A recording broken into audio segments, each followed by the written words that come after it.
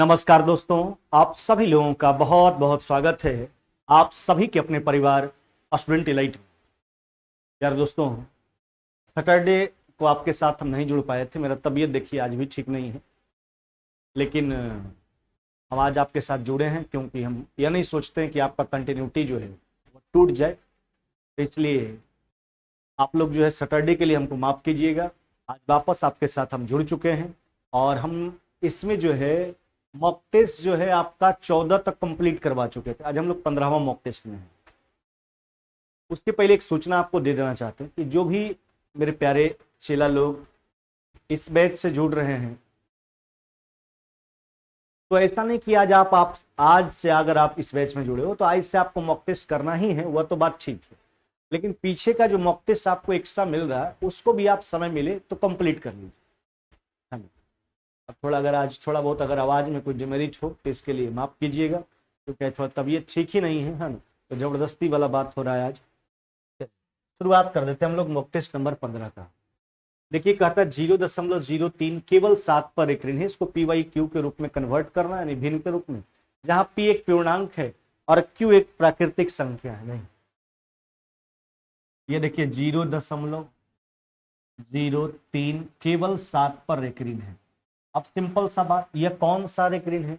तो रेक्रीन दो प्रकार का होता है। एक सिंपल रेक्रीन जिसको प्योर रेक्रीन भी कहा जाता है, और एक होता है आपका मिक्स रेक्रीन। नहीं, अब सिंपल रेक्रीन किसको कहेंगे?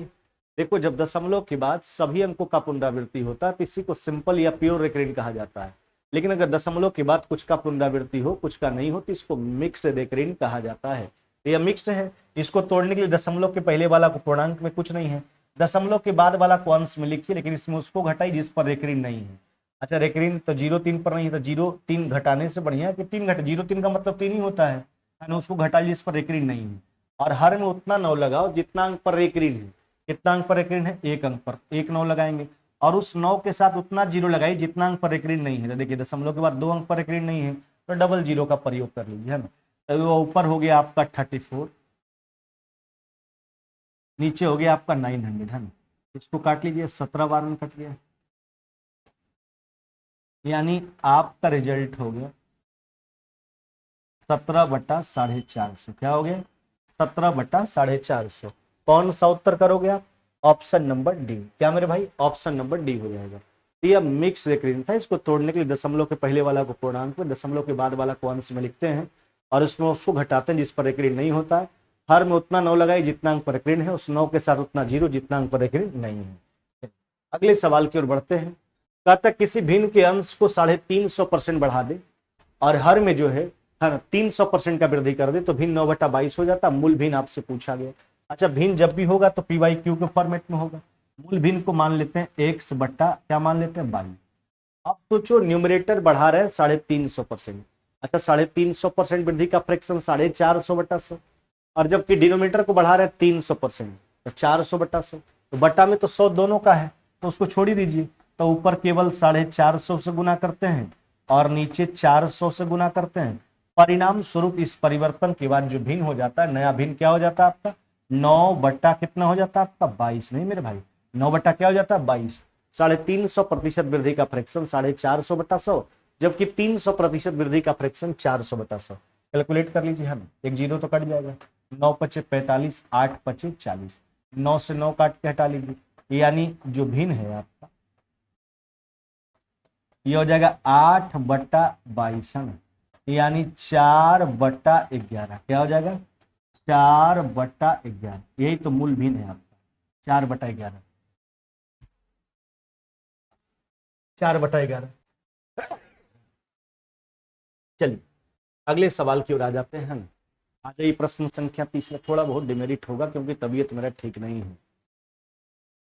ये देखिए, दिया गया √x+1 प्लस में √x -1 बटा √x+1 माइनस में √x-। इसको क्या करोगे? CND। अच्छा, 2 को लिख सकते हैं 2/1। अब इसमें CND का प्रयोग कर लीजिए। तो CND लगाओगे तो एक बार क्या करते हैं, हर को अंश में जोड़ते हैं, तो हो जाएगा 2 × √x+1। फिर नीचे लाके अंश में हर को घटाते हैं, तो हो जाएगा 2 × √x-1। अब राइट साइड 2 1 3, 2 में से गया, इसको काट के हटा लीजिए, अब देखो इधर का रूट जो है स्क्वायर करेंगे, दोनों तरफ स्क्वायर कर लेंगे तो रूट कैंसिल हो जाएगा, तो यहाँ हो जाएगा आपका 3 का स्क्वायर कितना 9।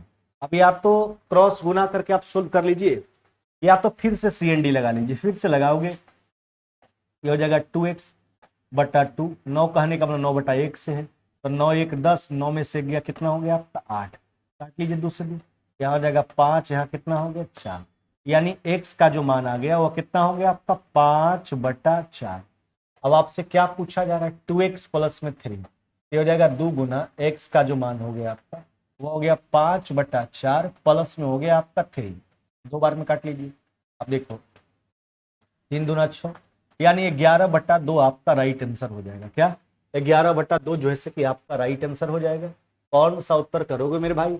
ऑप्शन नंबर बी, 11/2 जो है कि आपका बिल्कुल ही राइट आंसर। बस CND का प्रयोग कर लीजिए, एक्स का मान आ जाएगा, जिस व्यंजक का मान पूछा गया उसमें एक्स के मान का प्रयोग कर लीजिए। अगले सवाल की ओर बढ़ते हैं। कहता 16 सेक स्क्वायर थीटा माइनस में 40 सेक थीटा प्लस में 25 बराबर 0, और कहता है थीटा जो है यहां पर होना चाहिए, थीटा एक न्यून कोण है,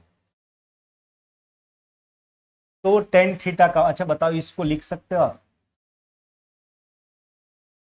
4 सेक थीटा प्लस में 5 का होल स्क्वायर, वर्क करके देखो तो 16 सेक स्क्वायर थीटा 5 का स्क्वायर 25, अच्छा यहाँ माइनस हो जाएगा, माइनस में 5 का होल स्क्वायर, लेफ्ट साइड के डेटा को अब देखो वर्क करके देख लो ऐसा होता है कि नहीं होता। 16 सेक स्क्वायर थीटा 5 का स्क्वायर 25 माइनस में 2ab यानी 40 सेक थीटा, 5 के 20 दूना 40। अब देखो स्क्वायर रूट हो जाएगा, यानी 4 सेक थीटा माइनस 5 बराबर 0, यानी 4 सेक थीटा बराबर हो गया आपका 5। अच्छा बताओ तो सेक थीटा बराबर क्या हो जाएगा आपका? ये हो जाएगा 5/4। अब देखो एक राइट एंगल तैयार कर लो, right angle triangle, sec theta क्या होता है एक्चुअली? कर्ण बटा आधार, h/v, तो 3 4 5 राइट एंगल ट्रायंगल हो जाएगा आपका। अब जिस भी निष्पत्ति का मान पूछे, टेन थीटा आपसे पूछा गया तो लिखेंगे टेन थीटा बराबर, अच्छा टेन रेशियो क्या होता है एक्चुअली? लंब बटा आधार, टेन थीटा बराबर लंब बटा आधार, यानी 3 बटा क्या हो जाएगा आपका 4, नहीं टेन थीटा बराबर 3/4 है, 3/4। कौन सा उत्तर करोगे? ऑप्शन नंबर ए हो जाएगा। कौन मेरे भाई? ऑप्शन नंबर ए, यही तो टेन थीटा का मान है। यह जो डेटा गिवन किया गया था इसको हमने लिख दिया 4 सेक थीटा माइनस में 5 का होल स्क्वायर, यहाँ से सेक थीटा बराबर 5/4, सेक थीटा का मान कर्ण बटा आधार, यानी 5 4 3 4 5, टेन थीटा 3/4। अगले सवाल की ओर बढ़ते हैं। कहता 8 संख्या का चर्चा किया गया, कितना मेरे भाई? 8 का माध्य 37 है 37, यदि एक संख्या को हटा दिया जाए तो माध्य 2 कम हो जाता, अपवर्तित संख्या जो निकाला गया संख्या उसका मान बताना। अच्छा 8 संख्या का औसत है 37, हम क्या सोचेंगे जिस संख्या को निकाल भी रहे हैं, एक संख्या को निकालने का बात हो रहा है, अगर वह भी 37 ही होता, निकालते तो औसत पर कोई परिवर्तन नहीं होता है, लेकिन जब इसको निकालते हैं तो औसत 2 घट जाता है। तो सोचो कोई समूह से जाए, अगर औसत घट यानी जाने वाला इससे ज्यादा लेकर चला गया, प्लस का चिन्ह लगाएंगे। पहले संख्या कितना था 8, एक गया एक चला गया तो कितना हो गया संख्या अब आपका 7, औसत में परिवर्तन कितना का 2 का, 2 से गुना कर लीजिए, 37 प्लस में हो गया आपका 14, नहीं यानी कितना हो जाएगा आपका 51, 51, यानी अपवर्जित संख्या जो निकाली गई संख्या है वो संख्या कितना है 51। देखो 8 संख्या का औसत 37 था, एक संख्या को हटाने का बाद हम स्वच्छ क्या सोचे कि जो हटा रहे हैं वो अभी 37 ही है, अगर हो हटता तो औसत में कोई परिवर्तन नहीं होता, लेकिन हटाते हैं तो औसत घट जाता है, यानी हटाते हैं तो औसत घट जाते नहीं, जाने वाला बंदा ज्यादा लेकर चला गया, प्लस का चिन्ह लगाएंगे, पहले था 8 संख्या चला गया 7, औसत में परिवर्तन 2 यानी 51। अगले सवाल की ओर आइए। कहता 3 सेंटीमीटर 4 सेंटीमीटर और 5 सेंटीमीटर भुजा वाले 3 छोटे घनों को पिघलाकर एक बड़ा घन बनाया जाता है।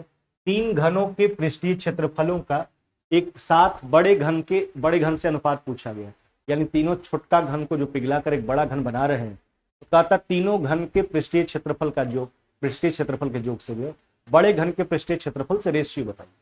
अच्छा 3 को छोटा घन पिघला रहे हैं तो इसका आयतन क्या हो जाएगा 3 का क्यूब प्लस में 4 का क्यूब प्लस में 5 का क्यूब, एक बड़ा घन बना रहे हैं, बड़ा घन का किनारा को यल मान लेते हैं, यल क्यूब, यानी तीनों का आयतन बड़का के आयतन के बराबर होगा, तो एल क्यू बराबर हो जाएगा आपका 216, नहीं इसको लिख सकते हो आप 6 का क्यूब, यानी बड़ा घन का प्रत्येक किनारा कितना हो गया आपका 6 सेंटीमीटर। अब क्या आपसे पूछा गया, आपसे तो यह नहीं पूछा गया कि बड़ा घन का किनारा बताइए, कहा था तीनों छोटका घन का पृष्ठीय क्षेत्रफल। अच्छा घन का पृष्ठीय क्षेत्रफल क्या होता है 6L², 6 × 3 का स्क्वायर प्लस में 6 × 4 का स्क्वायर और प्लस में 6 × 5 का स्क्वायर। यह तीनों छोटका घन के कुल पृष्ठीय क्षेत्रफल से रेशियो बताना है बड़ा घन के पृष्ठीय क्षेत्रफल, बड़ा घन का 6 × 6 का होल स्क्वायर। इसका जो है टोटल सरफेस एरिया होता है 6L²। अब देखो ना 6 6 6 6 काट के हटा लीजिए। अब देखो 16 9 25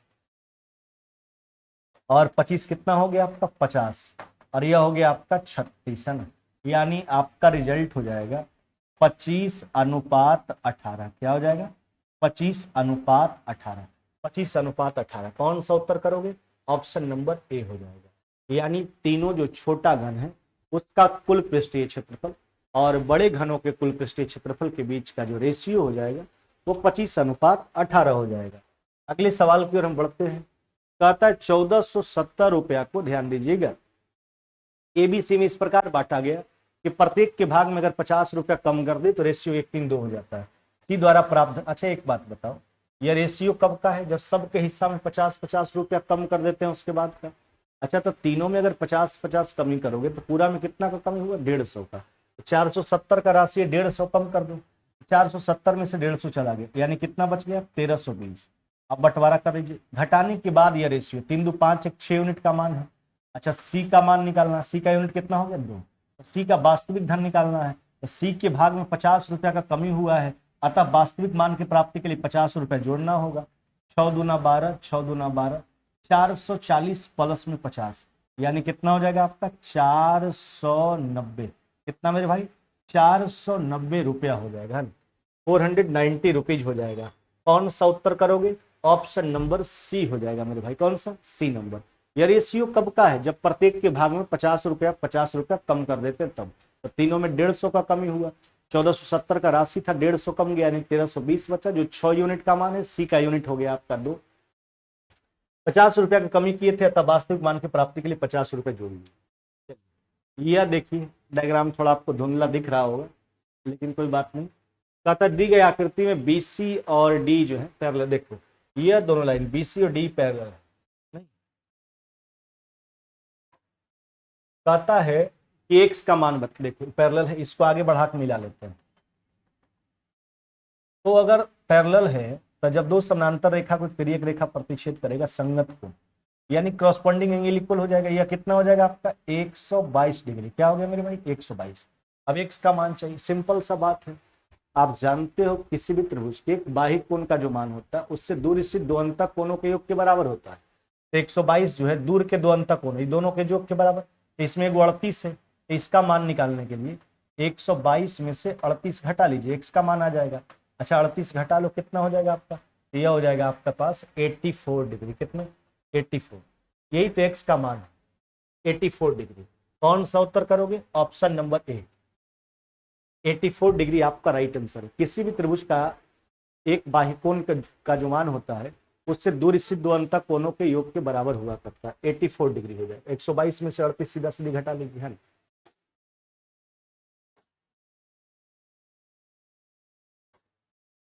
अगले सवाल की ओर आते हैं।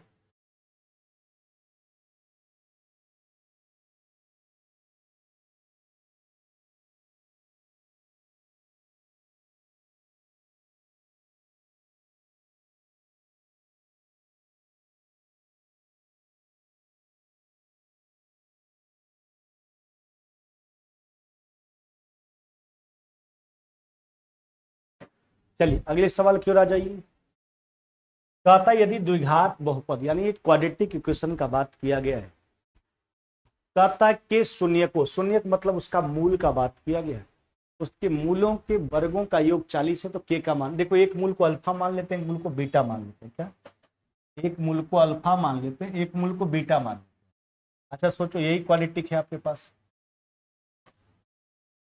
तब मूलों का योग क्या हो जाएगा, माइनस में बी बाई ए, माइनस में बी बाई ए, तो माइनस माइनस क्या हो जाएगा प्लस, ए का मान कुछ नहीं तो, और जबकि मूलों का गुणनफल क्या हो जाएगा आपका सी बाई ए, सी का मान हो गया के बटा 1 के हो जाएगा। अब कहता है शून्यकों के यानी मूलों के वर्गों का योग, अच्छा इसका वर्ग का योग निकाल के देखिए, यह हो जाएगा अल्फा प्लस बीटा का होल स्क्वायर, अच्छा ए प्लस बी का होल स्क्वायर क्या हो जाएगा आपका A square plus B square plus में 2ab। अब देखो प्रश्न के हिसाब से इसके मूलों के वर्गों का योग दे रखा है, कितना दे रखा है, यह दे रखा है कितना 40, मूलों के वर्गों का योग यह 40 हो गया, alpha square plus beta square, मूलों के वर्गों का योग आपको दे रखा था, कितना दे रखा था 40 है ना। अच्छा उसके बाद आपसे क्या कहा गया, के का मान आपसे पूछा जा रहा है। अच्छा तो alpha square plus beta square है ना, मूलों के वर्गों का योग, अच्छा यह तो देखिए मूलों के वर्गों का योग आपको दे रखा है 40, अल्फा प्लस बीटा का मान हो गया यहाँ पर देखिए 8, 8 का स्क्वायर, मूलों के वर्गों का योग यह हो गया आपका 40 प्लस में ये देखिए 2 अल्फा बीटा का मान के है, क्या है के, ये हो गया 2 गुना क्या हो गया मेरे भाई के, 2 गुना हो गया आपका के, समझ लीजिए बात को आराम से। देखो ये अल्फा प्लस बीटा का मान 8, 8 का स्क्वायर 64, मूलों के वर्गों का योग दे रखा है, अच्छा वर्गों का योग क्या दे रखा था, यह दे रखा था 40, यानी alpha square plus beta square 40।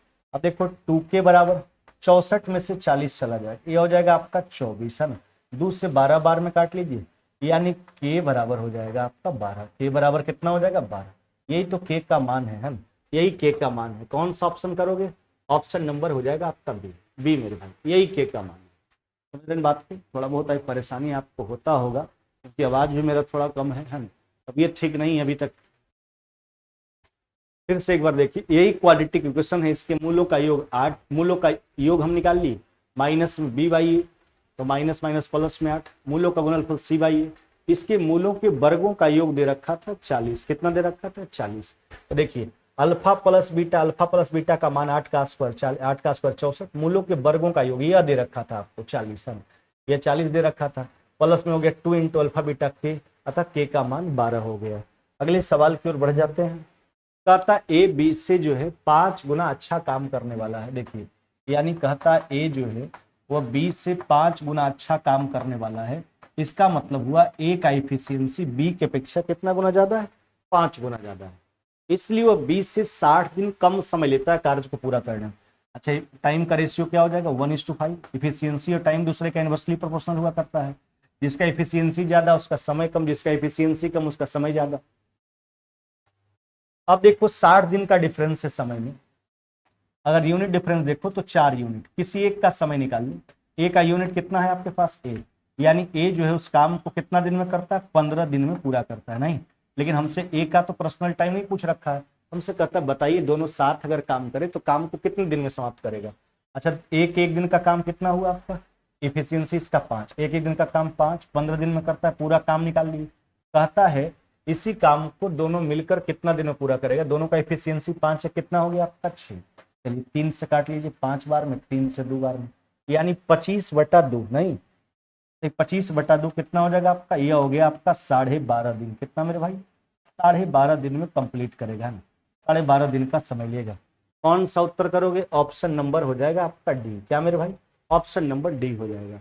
पलेगो का पर्सनल टाइम निकाल लिए, अब उसके बाद इफिशियंसी से काम कर लीजिए, एक दिन का काम 5, 15 दिन में पूरा काम लिख दिए, कहता दोनों मिलकर दोनों का इफिशियंसी 6, 5 2 25/2, 12.5 दिन लगेगा दोनों मिलकर कार्य करें तो। अगले सवाल की ओर बढ़ते हैं, अविनाश भुवनेश और चमन जो है एक कार्य को 20 30 और 60 दिन में करता है। देखो अविनाश जो है वह काम को 20 दिनों में, भुवनेश जो है वह काम को 30 दिन में, जबकि चमन जो है उसी काम को 60 दिन में पूरा करता है। यहां से पूरा कार्य जो करो कितना हो जाएगा आपका 60, इफिशियंसी सबका सूत्र, यह 3 2 कितना हो गया आपका 1। अब क्या कहता है अविनाश इसे कितने दिनों में पूरा करेगा, जबकि भुवनेश और चमन हर तीसरा दिन उसका मदद करता है। देखो सिंपल सा बात है, यानी अविनाश के बारे में बोला कि अविनाश इसको कितना दिन में कंप्लीट करेगा इस काम को, जबकि भुवनेश और चमन हर तीसरा दिन उसका मदद करता है, यानी 2 दिन अकेले अविनाश काम करता है। अच्छा 2 दिन में कितना करेगा मेरे भाई, 3 गुना 2 कितना, 6 यूनिट अकेले कर दिया। लेकिन अगला दिन तीसरा दिन सब कोई साथ में काम करेगा, उसका साथ दे रहा है भुवनेश और चमन तीसरा दिन। तो तीसरा दिन का काम 3 2 5 1 6, तो 2 दिन में अकेले अविनाश 6 और तीसरा दिन ही सब मिल करके 6, तो 6 6 कितना हो गया 12। तो 12 यूनिट काम किया 3 दिन में, तो 3 दिन के काम से भाग लगाया, तो दिन में कन्वर्ट करने के लिए 3 से गुना करना होगा। चलिए 12 से 5 बार में काट लीजिए, यानी कार्य समाप्ति में जो समय लगेगा वह समय कितना दिन का होगा, तो 15 दिन का होगा मेरे भाई। कितना दिन का, 15 दिन का। अगर अविनाश को जो है हर तीसरा दिन भुवनेश और चवन मदद करे तो कार्य समाप्ति में जो समय लगने वाला है वह समय कितना दिन का होगा, 15 दिन का होगा मेरे भाई। कितना दिन का, 15 दिन का, है ना। अगले सवाल की ओर बढ़ते हैं। 400 मीटर लंबी एक रेलगाड़ी 60 के स्पीड से चल रही है, 600 मीटर लंबे पुल को पार करने में कितना समय लेगा। अब देखो अगर पुल को पार करता तो वहां जो दूरी होता वह रेलगाड़ी का लंबाई प्लस में पुल का लंबाई मेरे भाई। 400 600 कितना हो गया आपका, ये हो गया आपका 1000, है ना। अच्छा कितना दूरी तय करेगा, स्पीड कितना है 60 किलोमीटर प्रति घंटा, समय बराबर दूरी बटा 4, इसको मीटर प्रति सेकंड में आप एक्सचेंज कर लीजिए। चलिए 50 से काट लीजिए 2 जीरो, यानी 100 2 बार में, 6 से 3 बार में काट लीजिए, तो 20 गुना 3 यानी कितना हो जाएगा आपका 60 सेकंड का समय लेगा। इसको क्या लिखेंगे 60 सेकंड, तो 1 मिनट लिखेंगे मेरे भाई। क्या लिखेंगे 1 मिनट, है ना। कौन सा उत्तर करोगे, ऑप्शन नंबर ए हो जाएगा। कौन सा, ऑप्शन नंबर ए, है ना। यानी वो रेलगाड़ी जो है 600 मीटर लंबे पुल को पार करने में कितना समय लेगा, तो 1 मिनट का समय लेगा। अगले सवाल की ओर बढ़ते हैं।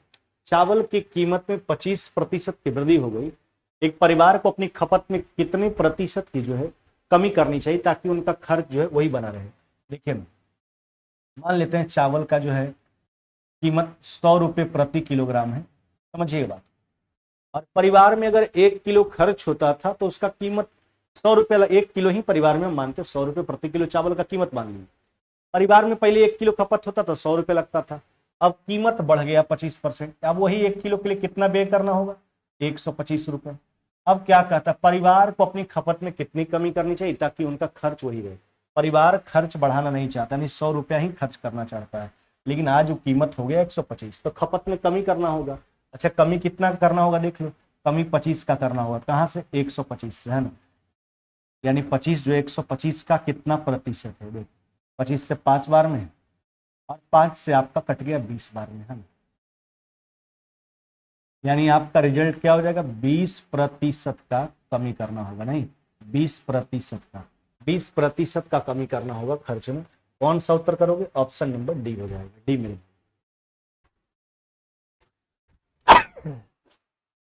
चलिए तबीयत बिल्कुल भी नहीं ठीक लग रहा है लेकिन फिर भी हम नहीं। कहता 2 रुपया में 3 केले खरीदे जाते हैं। अच्छा तो 1 केला का क्रय मूल्य कितना हो गया, 2 बटा कितना 3, 1 केला का क्रय। और इसको बेचा कैसे जाता, 3 रुपया में 2 के हिसाब से, 1 का विक्रय मूल्य 3 बटा 2, तो का क्रय मूल्य निकाल लिए, का विक्रय मूल्य निकाल लिए, एलसीएम 6 हो जाएगा, यानी 4 अनुपात कितना 9। अब सोचो कॉस्ट प्राइस 4, सेलिंग प्राइस 9, यानी प्रॉफिट कितना का 5 यूनिट का, कहाँ से 4 से, यानी 5 जो है 4 का कितना प्रतिशत है निकाल लीजिए, 4 से काट लीजिए 25 बार में, यानी 125% का लाभ हो जाएगा। कितना का 125% का लाभ। कौन सा उत्तर करोगे, ऑप्शन नंबर ए, 125% का लाभ हो जाएगा। 1 केला का क्रय मूल्य निकाल लिए मेरे भाई, 1 केला का विक्रय मूल्य, है ना। अगले सवाल की ओर देखते हैं। कहता 6% प्रति वर्ष की दर से जो है निवेश की गई राशि को साधारण ब्याज पर 50% बढ़ाने के लिए कितना समय देना होगा। समय पूछा जा रहा है। अब देखो अगर मूलधन को 100 रुपया मानते हैं, ध्यान दीजिएगा, राशि 50% बढ़ाने का मतलब है कि 100 रुपया का 150 रुपया हो जाना। तो अगर 100 रुपया मूलधन है तो ब्याज कितना हो जाएगा 50, यानी 100 रुपया का जो है 50 रुपया ब्याज जो है 6% दर से कितने समय में होगा निकाल लीजिए, 25/3 नहीं, यानी कितना हो जाएगा आपका 8.1/3 वर्ष मेरे भाई। क्या हो जाएगा 8.1/3 वर्ष हो जाएगा। कौन सा उत्तर करोगे, ऑप्शन नंबर बी हो जाएगा। कौन, ऑप्शन नंबर बी हो जाएगा, 8.1/3 वर्ष, है ना। 100 रुपया मूलधन, 50% राशि बढ़ा 150 करना है, यानी 50 रुपया ब्याज चाहिए, 100 रुपया का 50 रुपया ब्याज चाहिए, 6% की दर से चाहिए, समय निकाल लेना है। अगले सवाल की ओर बढ़ते हैं। कहता ए बी सी मिलकर 396 रुपए में एक चारागाह किराए पर लिया। कौन कौन? ए। अब कहता ए ने 6 माह के लिए 12 बैल रखा, बी ने 7 माह के लिए 8। इस कहानी का मतलब है कि सबके पास जानवर है और एक चारागाह रेंट पर लेता है, किराया पर लेता है, सब मिलकर उसमें जानवर चराता है। सिंपल सा लॉजिक है। जैसे पार्टनरशिप में आप प्रॉफिट को बांटते हो इन्वेस्टमेंट इनटू टाइम के रेशियो, यहाँ पर कैसे अगर बांटेंगे? अगर रेंट देना होगा तो जिस व्यक्ति के पास ज्यादा जानवर होगा, ज्यादा समय के लिए चराएगा, वही ज्यादा रेंट देगा। नहीं, तो यहाँ पर जो किराया देने का बात है वो उसी हिसाब से, जो जितना जानवर रखेगा, जितना समय के लिए चराएगा जानवर को, उस हिसाब से उसको किराया देना होगा। तो रेंट का रेशियो निकाल लीजिए, किराया का रेशियो निकाल लीजिए। देखिए ये जो है 6 माह के लिए 12 बैल रखा, 12 बैल रखा कई महीना के लिए? 6 महीना। बी जो है 7 माह के लिए 8 बैल रखा, 8 बैल रखा 7 महीने। और सी जो है 8 माह के लिए 6 बैल रखा 8 माह। यही तो है। देखिए 8 8 यहां से निकालिए 4 पे बच जाएगा 3, यहां से निकालोगे, यानी सीधा सा बात समझो कि 12 छक या 72 हो गया। नहीं, 8 निकालोगे तो क्या बचेगा? 9, यानी 9:7:6। यही तो तीनों के रेंटों के बीच का रेशियो, जो किराया देना होगा तीनों के बीच में, वही इस रेशियो में देना होगा। अच्छा, पूरा किराया कितना? 396। कितना मेरे भाई? 396 यूनिट। देखो 9 7 16 और 6 कितना हुआ? 22। यह 22 यूनिट का मान है। एक का निकाल लीजिए। आपसे क्या पूछा जा रहा है? एक को कितना किराया देना होगा? एक का यूनिट कितना है? चलो 22 से काटो, एक बार में 8 बार, नहीं 18 यानी 162 रुपया रेंट देना होगा, किराया देना होगा। किसको? 162 रुपया। कौन सा उत्तर करोगे? Option number B. बस सिंपल सा लॉजिक था कि जो व्यक्ति जितना जानवर जितना समय के लिए चराएगा, वही हिसाब से उसको किराया देना होगा। अगले सवाल की ओर बढ़ते हैं। कहता है एक्स बराबर ए साइन थीटा, वाई बराबर बी टेन थीटा। मान रखो, कुछ नहीं करना है, ऐसे देखते हैं। अच्छा, एक्स का मान क्या है आपके पास? ए साइन थीटा, इसका वर्ग करेंगे। आगे सोचिए थोड़ा। बाई का मान सोचो, बी टेन थीटा वर्ग करेंगे। नहीं, आप आराम से सोल्व कीजिए। देखो इसको ए स्क्वायर से ए स्क्वायर काट लो, बी स्क्वायर से बी स्क्वायर काट लो। अगर देखा जाए तो देखो ये अगर साइन को पलटोगे तो क्या मिलेगा? कॉसेक, है ना? ये हो जाएगा कॉसेक स्क्वायर थीटा। और टेन को पलटेंगे तो क्या मिलेगा? कॉट। ये हो जाएगा कॉट स्क्वायर थीटा, है ना? तो कॉसेक स्क्वायर थीटा माइनस में cot square theta equal to 1। नहीं, बस सिंपल सा प्रश्न था, बस होशियारी से काम करना था इस प्रश्न को। यानी साइन को अगर पलटा जाए, साइन का इनवर्स क्या होता है? कॉसेक, जबकि टेन का इनवर्स क्या होता है मेरे भाई? कॉट, है ना? तो कॉसेक स्क्वायर थीटा माइनस में cot square theta equal to 1। अगले सवाल की ओर बढ़ जाते हैं। यह जो आंकड़ा है इसका माध्यम पूछा जा रहा है आपसे, यानी मीडियन पूछा जा रहा है। तो सबसे पहले इसको आरोही क्रम में अरेंज कीजिए, यानी बढ़ते क्रम में। सबसे छोटा आपका क्या हो गया? 16। फिर क्या हो गया आपका? 27, है ना? फिर क्या हो गया आपका? 32। फिर क्या हो गया आपका? 35। और देख लीजिए, फिर हो गया आपका 45। नहीं, अच्छा फिर क्या हो गया आपका? 45 के बाद 58। फिर क्या हो गया आपका? 64। फिर क्या हो गया? 76। यही है ना? कितना डेटा था देखो, 1 2 3, या नहीं भाई 18 नंबर ये प्रश्न है। 2 3 4 5 6 7 8, 2 2 4 2 6 2 8, 8 गो हो गए।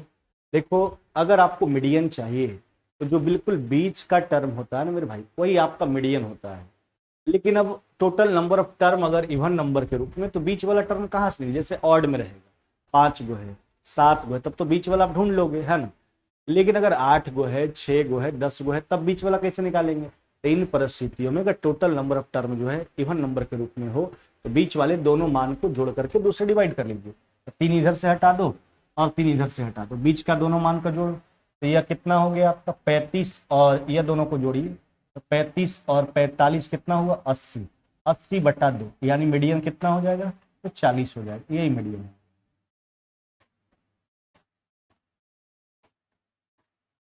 मीडियन हो जाएगा 40। आपका कौन सा उत्तर करोगे? ऑप्शन नंबर बी, यही रिजल्ट है, ऑप्शन नंबर बी। अगले सवाल की ओर बढ़ जाते हैं हम। कहा था ताश के 52 पत्तों के एक पैकेट से जो है, ध्यान देते हैं थोड़ा, एक बार कमेंट सेक्शन को देख लेते हैं, अगर किन्हीं के द्वारा कोई तरह का प्रश्न होगा तो उसका जवाब दे देंगे, फिर हम लोग आगे बढ़ेंगे।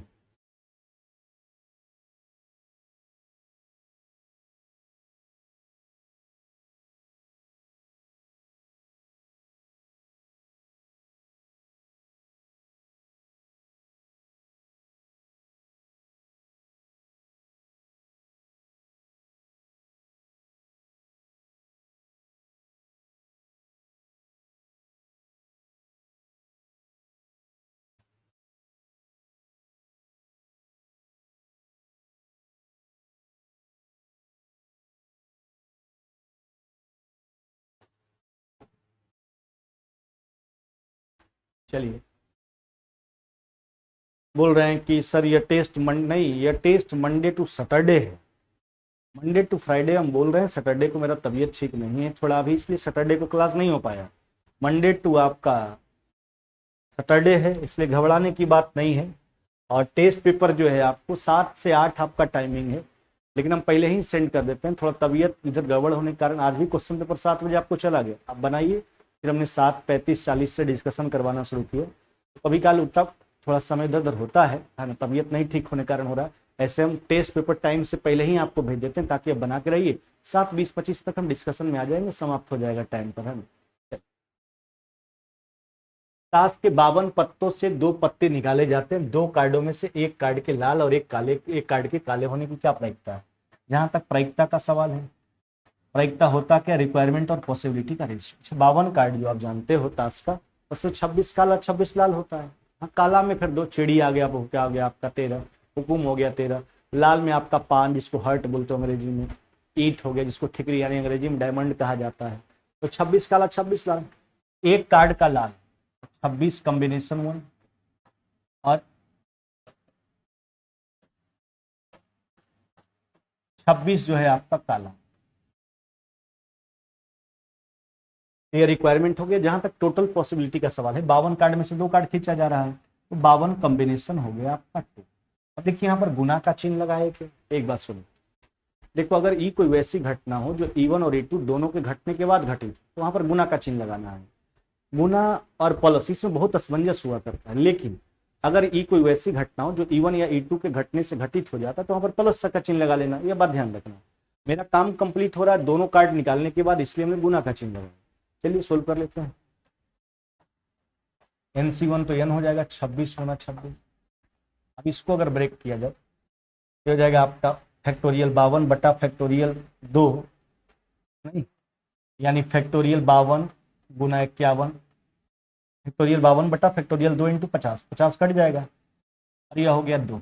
अब देखो 26 गुना 2 52 कट गया, यानी 26 बटा 51 आपका राइट आंसर क्या हो जाएगा, 26 बटा 51। ये रिजल्ट कौन सा उत्तर करोगे, ऑप्शन नंबर डी, यही आपका रिजल्ट है ना। प्रायिकता जो होता है रिक्वायरमेंट और पॉसिबिलिटी का रेशियो, जिनको भी थोड़ा कंफ्यूजन हो NCR को ध्यान में रखना। NCR बराबर होता है फैक्टोरियल n बटा factorial r into factorial n minus में r, है ना। चलिए, तो वही इसी प्रकार से नीचे 52 कॉम्बिनेशन 2 को तोड़ेंगे, फैक्टोरियल 52 बटा फैक्टोरियल 2 इंटू फैक्टोरियल 50, 50 कट जाएगा, 52 गुना 51 बटा 2। अगले सवाल की ओर आइए। कहता 2 पाइप ए और बी किसी टंकी को 12 मिनट और 16 मिनट भर सकता है। ए जो है इसको 12 मिनट में, बी 16 मिनट में, टंकी का पूरा कैपेसिटी एलसीएम 48, इफिशियंसी हो जाएगा 4 और कितना 3। अब क्या कहता है सुनिए, कहता दोनों को एक साथ खोला गया, लेकिन टंकी भरने से 4 मिनट पहले एक को बंद कर दिया गया। अच्छा सोचिए, अगर 4 मिनट पहले बंद कर दिया गया, अगर नहीं बंद करता तो जो टंकी का एफिशिएंसी उससे ज्यादा काम हो जाता, ज्यादा काम करवा लीजिए। 4 मिनट पहले यानी 4 मिनट और काम करवाएंगे तो इतना काम हो जाएगा, नहीं। अब दोनों मिलकर काम किया, दोनों के एफिशिएंसी से डिवाइड कर लीजिए, कितना हो गया आपका 7, 48 और 16 यानी 64 बटा कितना, ये हो गया 7। 64 बटा 7 को आप क्या लिखोगे, 9.1/7 मिनट, क्या मेरे भाई 9.1/7 ऐसे बना सकते हो। यहाँ पर आप सोचने का दूसरा तरकीब भी लगा सकते हो, जैसे कहने का मतलब है कि 4 मिनट पहले ए को बंद कर रहा है, इसका मतलब है लास्ट का 4 मिनट केवल बी किया, लास्ट का 4 मिनट केवल कौन करता है? बी करता है। बाद बाकी पहले तो दोनों मिलकर किया था, कितना हो गया? 7। 4 मिनट और जोड़िए, पूरा टंकी भरने का समय आपसे पूछा गया। 48 में से 12 चला गया,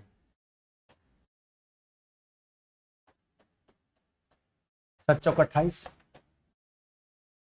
64/7, 9.1/7 मिनट। ऐसे भी सोच सकते हैं, कोई दिक्कत नहीं होना चाहिए आप। 9.1/7 मिनट। कौन सा उत्तर करोगे? ऑप्शन नंबर ए नंबर मेरे भाई है। अगले सवाल की ओर बढ़ते हैं। अब रीजनिंग का प्रश्न कहता है किसी कुट भाषा में मैच का कोड दिया गया है, आपसे OQWIGS को मूल भाषा में कोड करने के लिए कहा, उल्टा पूछा जा रहा है। जैसे देखो, ये आपका मैच का कोड है। मैच का कोड क्या है? NCWGEM। कहता है यह किसका कोड है, इसको मूल भाषा में बदलो। OQWIGQVS। इसको मूल भाषा में कोड करने के लिए आपसे बोला जाए। देखो किस तरह का परिवर्तन है। पहले 1 जोड़ा, फिर 2, फिर 3, तो घटा घटा के लिखते जाइए। 1 घटाइए, 1 बढ़ा होगा, पहले 1 घटाइए, तो अगर 1 घटाएंगे मेरे भाई, देखो ये अब 15 14 हो जाएगा। आराम से देखिए, 2 घटाइए क्योंकि 2 बढ़ा होगा, 17 में से 2 जाएगा 15, वो हो जाएगा। 3 घटाइए 20। अच्छा उसके बाद 4 घटाएंगे, 9 में से 4 घटाएंगे 5, नोट। 6 घटाएंगे 1। अच्छा आई का हो गया, कितना घटा? 4। 5 घटा लीजिए, 7 में से 5 जाएगा, बच जाएगा 2। अच्छा उसके बाद आप घटा लीजिए कितना? 6। 21 में से 6 घटाओगे 15, वो 7 घटेगा, 22 में से 7 घटा 15, वो 8 घटा लीजिए 11। नोटबुक आपका रिजल्ट क्या हो जाएगा? नोटबुक। कौन सा उत्तर करोगे? ऑप्शन नंबर ए हो जाएगा। कौन मेरे भाई? Option number A. ये आपका रिजल्ट। समझ रहे बात को? पहले 1 बढ़ा के लिखा, फिर 2, फिर 3, फिर 4, फिर 5, तो उल्टा लिखना तो घटा के लिख दीजिए। अगले सवाल पर बढ़ते। देखो यहाँ पर चर्चा है 2 2 4 2 6 2 8 1 9 2।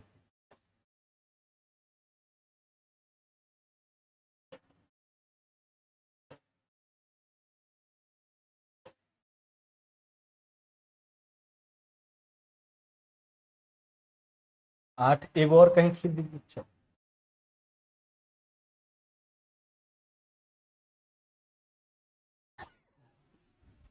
एकदम तबीयत ठीक नहीं है, चला लोग है ना, बस आपकी सेवा में हम लगे हुए हैं।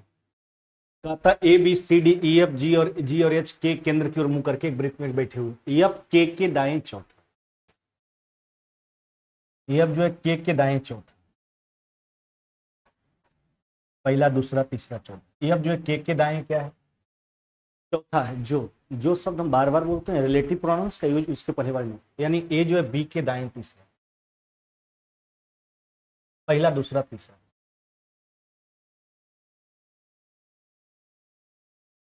क्या बोला था फिर से एक बार? एफ ए के दाएं चौथा, के नहीं ए।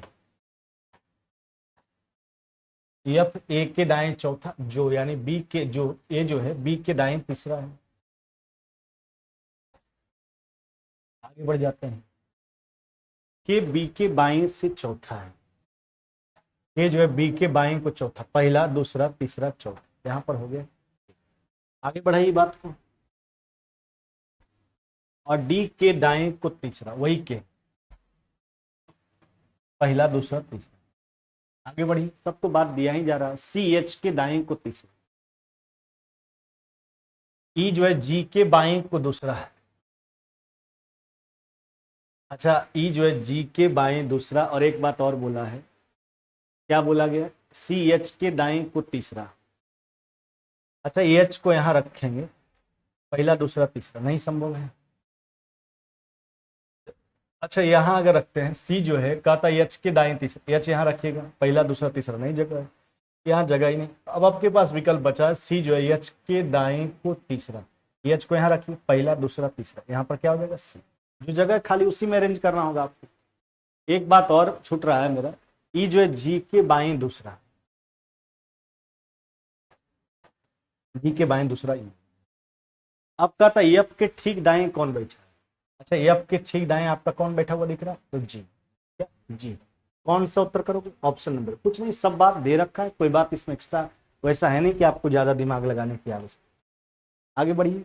कहता है घड़ी जो समान रूप से तेज है, फास्ट है, सोमवार को दोपहर 12 बजे 2 मिनट पीछे था।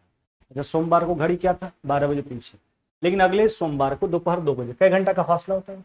सोमवार दोपहर 12 बजे से अगले सोमवार में जाएंगे, अभी 7 दिन हो गया पूरा। अच्छा, 7 दिन को घंटा में क्या लिखोगे? 24 गुना 7, 168 घंटा। फिर 2 बजे जाना अगला सोमवार का 2 बजे, तो 2 घंटा और बढ़ा लीजिए, यानी 168 और 2 कितना हो गया मेरे भाई?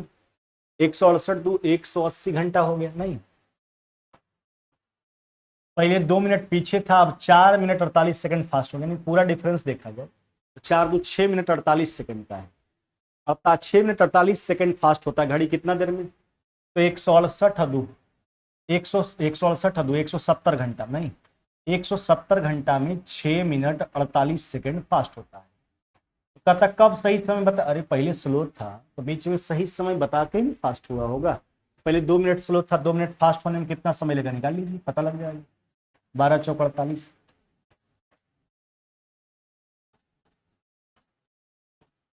30 4 34, यानी 50 घंटा लगेगा। कितना? 50 घंटा लगेगा, यानी 50 घंटा बाद जो घड़ी सही समय बताया वो फिर से वो आगे फास्ट हुआ। तो मंडे